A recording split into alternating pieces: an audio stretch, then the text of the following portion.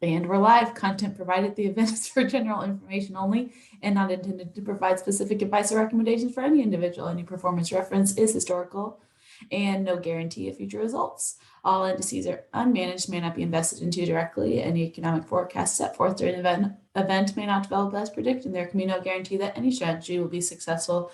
These thoughts and opinions are those of Gimbal Financial and do not represent the views of LPL Financial. Securities are offered through LPL Financial, a member of FINRA and SIPC, and investment advice is offered through Gimbal Financial, a registered investment advisor, and separate entity from LPL Financial.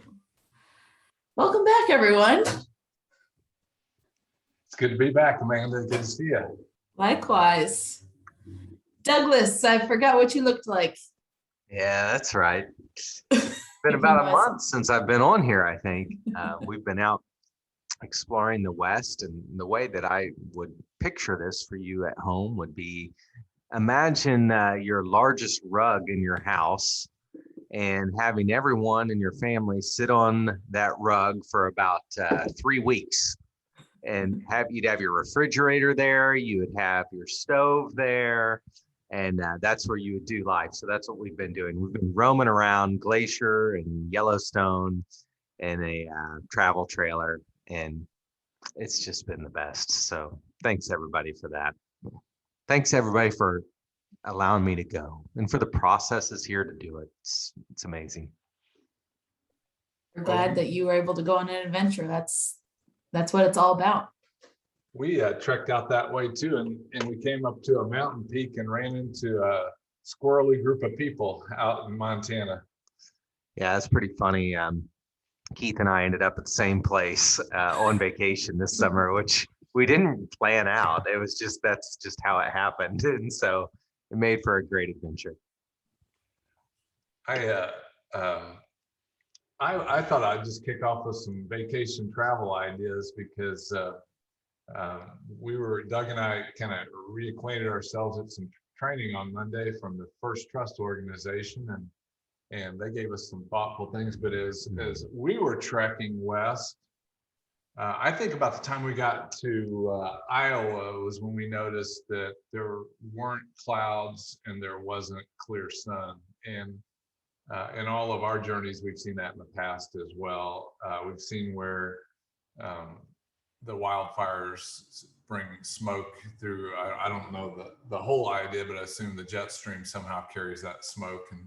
And in past times we've been where the smoke also had the smell of fire.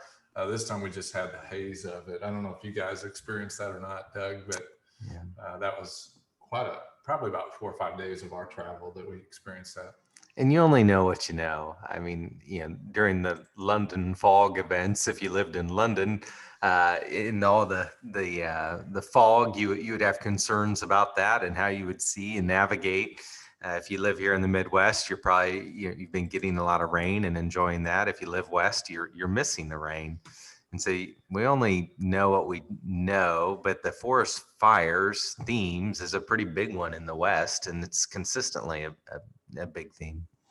Yeah, and we've spent a lot of time, and we can probably talk about COVID a little bit, but the idea that global warming is causing forest fires, I don't want to hurt anybody's feelings, but I think forest fires are caused because there's forests. There's a lot of kindling to burn. You and I both live in wooded yards, and if we didn't clean the sticks up in our yard that come out of the trees in our yard on a regular basis, we would be a hotbed for a fire because all that dry wood just does it. And I'm pretty convinced that the U.S. parks people waver on how to manage the forests out there. And my guess is the forests are just bigger than the park system, and the forests themselves manage themselves. So one of the ideas to show is over here on the right of this chart, where you see the spike over here in forest fires. And if you were going to draw a trend line, it looks like we're really having a problem with forest fires here. But in fact, forest fires are just a natural thing. They just naturally happen. And if you don't harvest wood, if you don't get the wood that was created for us, then you're going to have more problems. So you have to even harvest these forests. And so here's the whole picture of forest area burns from 1926 to 2017. So in 2017, it was 1/5 of what it was over here in the peak.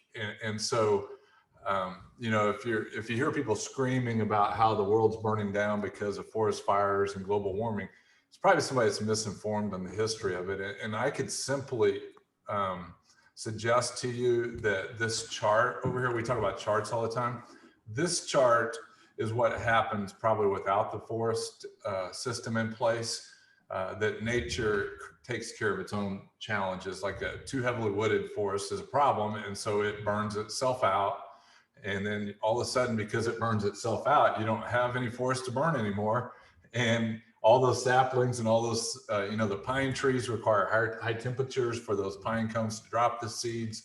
And so you go a long period of time, probably 50 years without forest fires, because that's how long it takes the forest to rebuild. And so my guess is what you're seeing here is the forests are getting bigger and you're going to have more forest fires. And so that's just a simple explanation of forest fires. And so the same data is something that's true with what we look at in the markets. We look at it, you know, if you've followed us through the last year or so, I don't think you've noticed a lot of anxiety on our behalf with regards to the COVID. We are, you know, heartbroken for people that were affected negatively by COVID, but when we look at the data, we saw similar ideas. Yeah, looking at the data helps. It almost is a head scratcher. It's like, wait, is that the story? What is the story? And, you know, with forest fires, you know, none of us want to see any forest fires.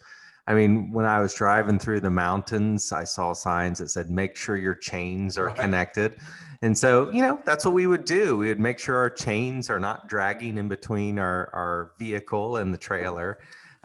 Nobody's, you know, flicking cigarettes out, you know, but the data really is helpful, especially for me to look back, because I can tend to get my emotions cranked up based on what the market is perceiving or what maybe expectations are for COVID or forest fires. It's easy to have an opinion or to have a gut reaction, but the data really helps bring us back. The first time we went into the Grand Canyon family, one of the workers at the campsite he was strapping down all the grills and all the fire pits and just telling us how irresponsible the humans are, that they cause all the forest fires. And I smiled when I saw those same signs, because I kind of wonder how many forest fires are caused by chains dragging behind a trailer. I'm guessing zero, but I'm just throwing out my opinion and my thought process, my critical thinking. And so this is day one. We're camping in Flagstaff and we're told the humans are the problem. We get on the National Parks Service's bus the next day, and the tour guide explains to us like some high percentage, like 90% or more of the forest fires are caused by lightning. Right. And we are there when lightning strike, and we saw 2 or 3 fire trucks that day. And when I saw those chain signs, I thought of myself sitting out by my fire pit and me trying to start a fire. And then so I'm thinking, those sparks probably don't even make it to the side of the road, right? And that's what I'm thinking. I can't start a fire to save my life. And so it makes a lot more sense that a lightning bolt hitting a tree is probably the biggest problem, for which I think that's part of the cycle of how we get a replenished and a healthy forest. So we burn it out. If you're not going to harvest it, we burn it out, get rid of all that undergrowth that has fallen to cause the problems. And so, have you guys ever seen a controlled burn? I've not seen one in the forest. I've seen one at the park in Fishers. Yeah. I went to school at Taylor University, and there's a field across from Taylor where they do a controlled burn every year just to get the nutrients going again and new life going again. And I love to admire the forest fighter, the hot shots, and you know, when I see their trucks and stuff like that, those guys and gals are just bad to the bone. I can't imagine the risks they take, but you know, it is just a lot of kindling that's out there, and that's what starts the fire. Who was Billy Joel? Was he? We didn't start the fire. Start the fire. Well, you know, that same idea goes with the stock market. You know, if you get a force that's too large, it has to be kind of. So what's the fuel? What's the fuel to the fire then? for the the stock stock market, well, we get prices that are too elevated and you get too much speculation going on, then you have a fire or something that brings it back down to a more normalized and healthy place. So then it can. Lack of data, lack of kinds of- understanding data, Yeah. the exiting for the door. Yeah. You don't want to be the last one holding the bag. I mean, all kinds of stuff. Yeah, fear and greed probably are the Right. things. So, yeah. Well, let's look at something else fearful that's going on. And again, It's like something fearful. we That's good, man. What can we be afraid of today? hey, this is our Halloween edition. We're going to scare you guys. Halloween in July. And all of this is brought on. I mean, we really did. Keith and I had a great meeting in Louisville. When was that? Tuesday with First Yes, Trust. yes. And one of the things I really appreciate about them is they must have these guys in a basement who just crunch data all day long, and data creates a story, and it Right. depends how you want to use it. But okay, what are we looking at? Nursing homes? Yeah, so this is not, we didn't create this data, neither did First Trust. We're just borrowing their information. This is the Centers for Disease Control, CDC, and again, we understand. Our belief is a life cycle is 70 to 80 years. And if you get more than 80 years, it's because of strength that you have. And our heart's broken when people pass away, but it's kind of like the forest. Something's only going to go so long, right? Our life expectancy, we need to make the most out of today. And so this first slide here is confirmed cases in nursing homes. And that's, all the data shows that the most risk of COVID was to those people my age and older. It's not for Amanda's. There's very little, probably lower risk for Amanda with COVID than with the normal flu. And definitely for those under age 18, that the normal flu was riskier to them than COVID. You can go, I can get you that data if you don't believe me, but that's what the data says. So this is where the high risk place was in COVID. It was May a year ago through June, the end of June this year. And that's the nursing homes. And if you look at the confirmed cases there, they're almost zero. And so the idea of scaring these people with the Delta virus or this basically new flu is pretty silly in my opinion, because this thing fell off the cliff. We kept talking about bell curves. We didn't get the right side of this bell curve because it just fell straight off with the vaccination. We got all these folks that were in the assisted livings and the nursing homes vaccinated, and they're in a healthy, safe place right now. And so they're not testing for COVID anymore, partially because they don't have as many people come into nursing homes. That's just naturally what happens in nursing homes. So they're not having as much exposure, and most likely the cases that are there still are the exposure they might get might be from the people working in the cafeterias and such. Even if those cases were to come up and make that bell curve picture look a little more complete, Yeah. I think this doesn't show the deaths, does it? This one doesn't. And when Doug's saying bell curve complete, it's kind of like you have a shoulder over here, then you go up and have a head, and then it comes around and builds a shoulder here. This thing just dropped off and flattened down.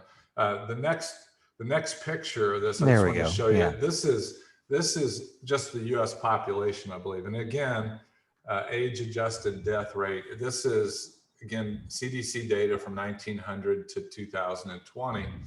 And so what this is saying is every year, per 1,000 of the U.S. population, how many people are going to die every year? This is a real uplifting call this morning. Hey, you guys need to go on vacation and think about these things too. We are here to lift you up. And Keith is here to bring you down. I'm just kidding. He's such a pessimist. So if you look at this, this is pretty optimistic, really, Doug. Like if over here on the left side, 1900, my grandfather was born in 1900, so there was not a real long life expectancy there. And you see that 24 out of 1,000 were dying, probably 25. And then it dropped down over here to the right side. What is this number? Probably 8 to 10, dropped in half over that century. And then COVID came in last year and it spiked up right here. You know what that spiked up to, Amanda? What? No. Percentage-wise? It spiked up to the 2003 number. So Oh, yeah. Okay. yeah, so in 2003, you probably weren't worried about the deaths per thousand, were you? I wasn't. Yeah. Yeah, and you Wasn't probably thinking weren't. that far. In 2019, you probably weren't even impressed that we'd made that progress. Didn't phase me. No. And so all COVID did was set us back to where we were a decade and a half ago, or almost 2 decades ago. And this was a pandemic over here. It spiked up and then it came down. And so we're not making light of COVID, but we sense the media is hyping this thing up again. And our gut feeling is that it's going to probably happen like what it happened over here. You're going to just start to see a gradual decline back. And one final one, and I'll leave this this COVID thing alone here. And what this chart shows you is a weekly number of deaths from all cases. And the blue line just shows you what the anticipated death rate would be from all cases. And then the orange is predicted number of deaths from all cases above that kind of expected range. And so what you have is you have again, you probably didn't realize that, but there's a cyclical part of death is that more people will die in the winter because of cold, flu, and pneumonia than in the summer. And it's a rhythm. See this cycle here? It happens every winter. And so what happened over here with COVID is we had an extreme spike in the number of deaths from COVID. And then it dropped off back under the expected range that they have there. And again, this is CDC weekly data here. It's nothing we're making up. It's from the people that everybody's supposedly listening to, but it's data that's not presented to people. And again, this part, I'm going to try to say this as compassionately as I can, is that over here on this spike during the flu season in 2021 over here where it spiked up, there were a certain number of people that were right on the edge of finishing their journey right then, that the COVID was the thing that would take them out. If you're 85 years old, you have a strong immune system, but something between probably 85 and 100 is going to get you. And so what this chart is showing is that those folks that were in that situation, COVID was just much more powerful than the recent common flu or whatever that their immune system could handle. And then right over here, you might not be able to see this little section right to the right over here. It has dropped off dramatically from where it was. Like it's the biggest gap in this span since 2017, below the expected and the reality. And basically that's kind of, it's those people that were probably very unhealthy going into COVID, they would have probably left alone without COVID. This would have probably been historically when they would have passed away.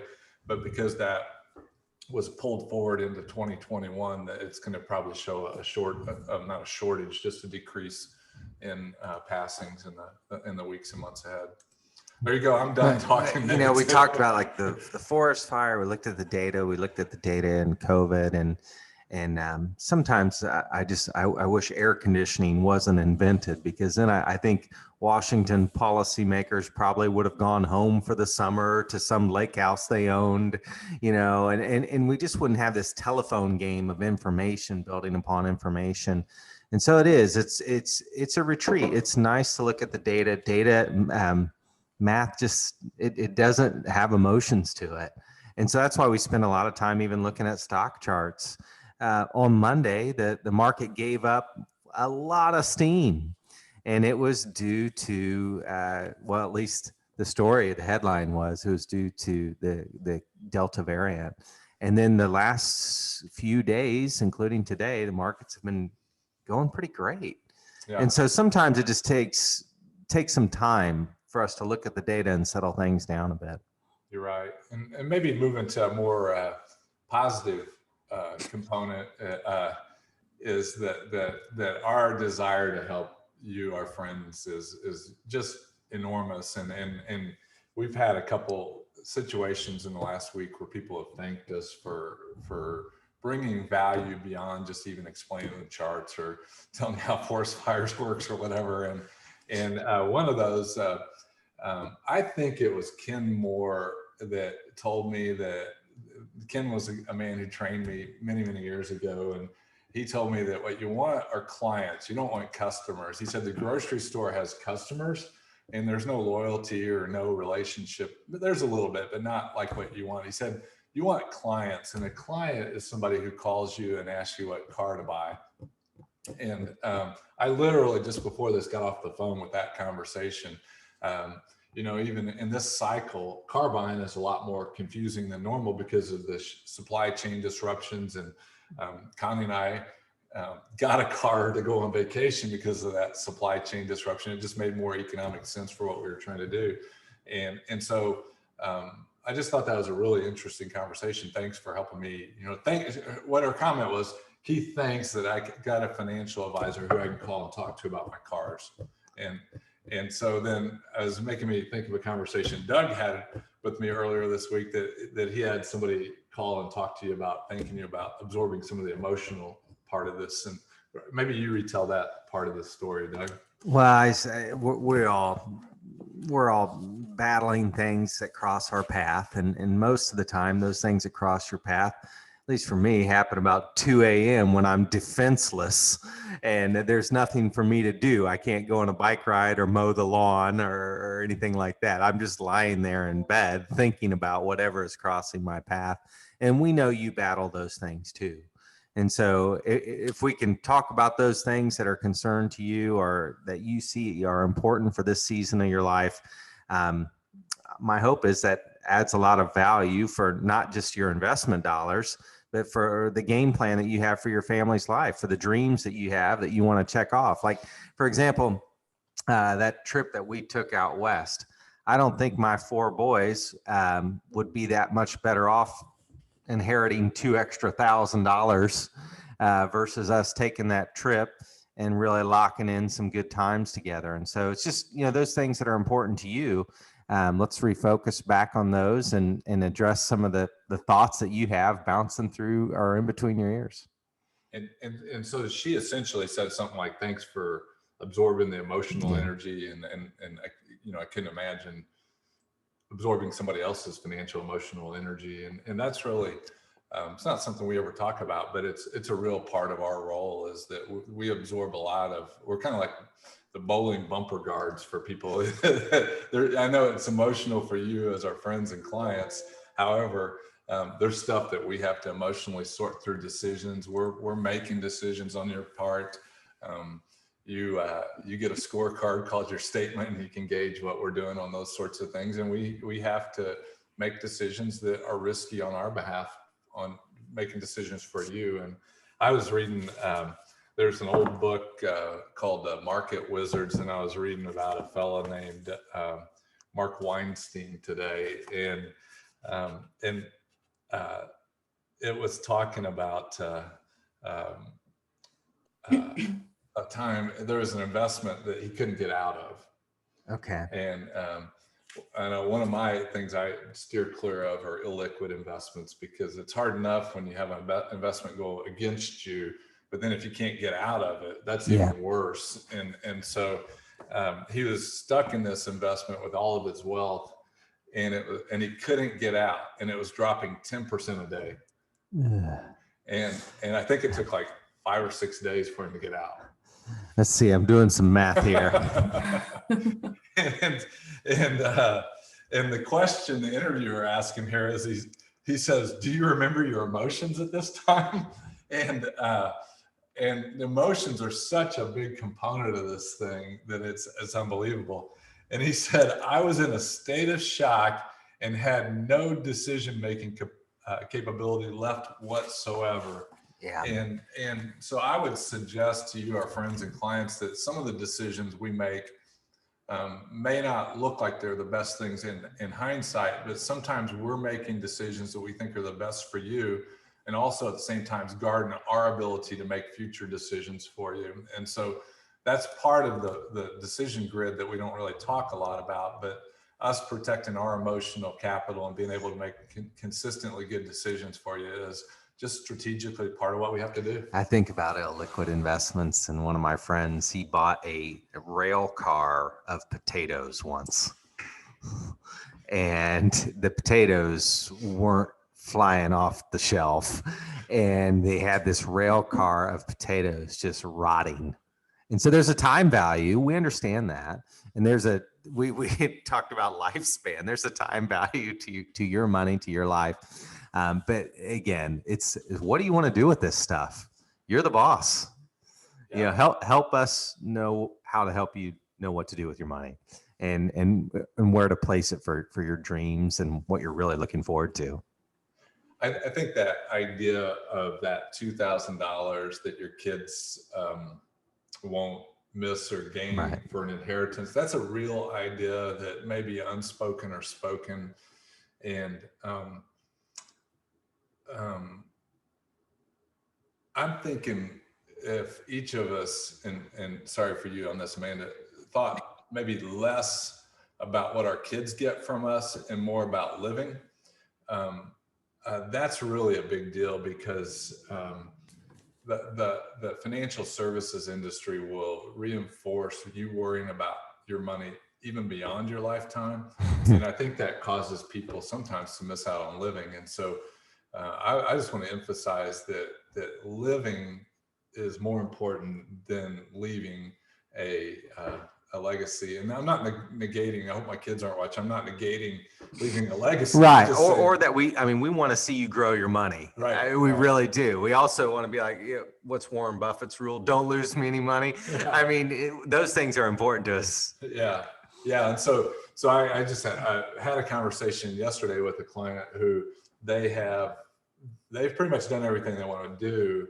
And at this point, they are thinking about leaving money. And that makes a lot more sense than, missing out on your vibrant, healthy years because you're concerned about leaving too much behind. And we've helped a lot of clients through a lot of things, and everybody makes it to the finish line just fine. And there's no guarantees what that'll look like. But as for me, I'd rather go out in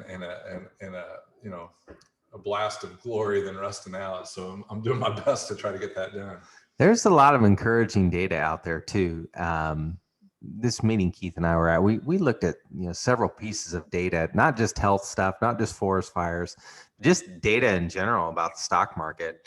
And for the growth of your money and protection of your wealth, there's reasons to be optimistic out there and take some opportunities. And specifically with COVID, think about some of the innovations that are taking place. And overall, the theme for America is growth can help us get out of some of the messes we're in. That's what's worked in the past. Innovation. My goodness, this week was exciting with innovation. I mean, people going up into space. That's the stuff I dreamt of when I was a first grader. And it's happening. I mean, this is really happening. And so there's a lot of cool stuff taking place, growth, that, for some of us who are worried about inflation, worried about the value of our dollar for the future, growth just might be the answer. And so there's reasons to be optimistic about it. And if you want to know a little bit more about that and how that could affect your portfolio, give us a ring.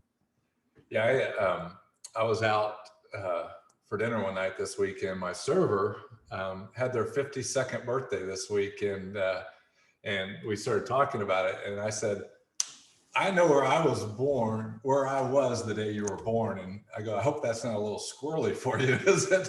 And he was born the day that the Apollo ship landed on the moon. And That's I cool. know exactly where I was.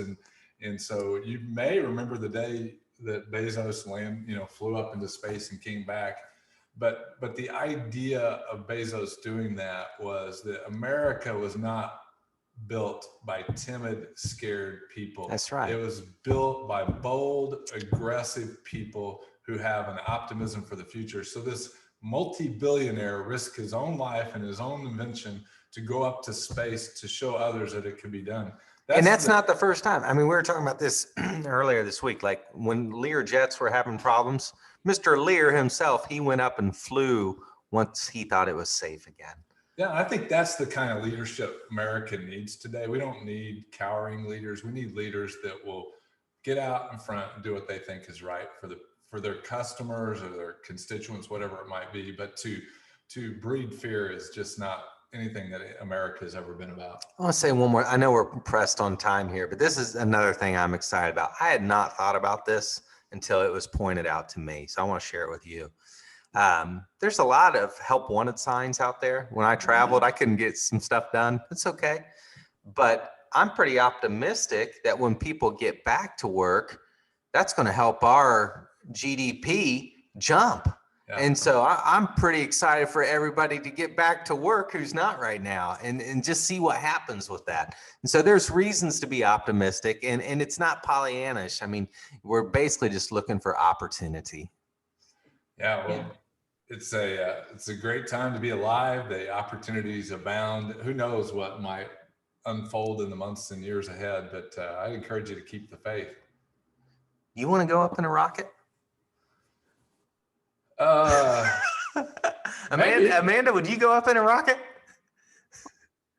You know what I will say is, Mom and Dad, if you're listening, if you don't want to leave an inheritance, I'll go in a rocket. I'll go with you. I'll go on a vacation with you. That's what I'm understanding. I would fly in an F-15E if my buddy Russ was behind. It depends on who's operating. I wouldn't operate it, but if I trust him, let's do this thing, man. So how about you, Doug? That's awesome. Yeah, I think I'd do it. Yeah. I wouldn't want to skydive out of it. Yeah. like that Red Bull guy. But yeah, I'd do it. All right, Amanda. Thanks, guys. Thank you. Have a great weekend. Good to see everybody. See you guys.